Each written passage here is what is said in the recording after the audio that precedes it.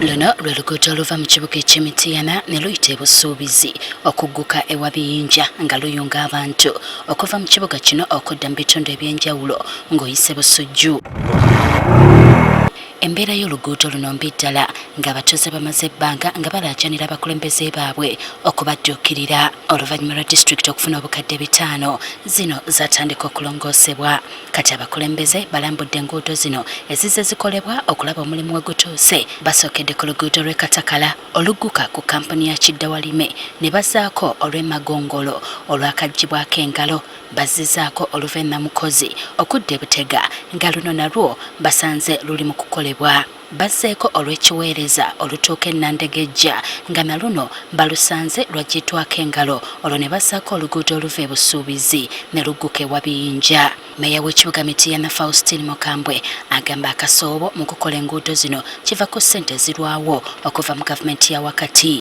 Ereza kwota 3 zaluddewo okujja nti okuva mu January paka mu Gwokusatu tetwafuna ssente. Sabbiiti 2 emabega twafunye ssente bazigattisa eza kwota 3 ne kwota 4. Ayongerako nti ate n'ebyuma ebikola enguudo tebabirina kale nga balina okubipangisa. Nze nina kilomita ezisoba 400 mu Mityana municipality zenvunaanyizibwako. Ensimbi zampeereddwa $5 eza kwota 3 ne kwota 4 ekyo n'ekisiimu. Naye okozesa ssente ezo sosoba kukozesa mikono yadde enkumbi ya mikono. So twetaaga tractor.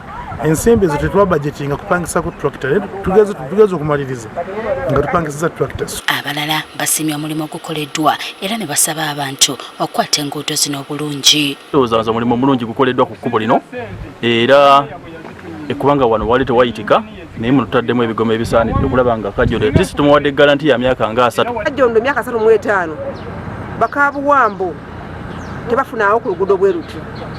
Ffe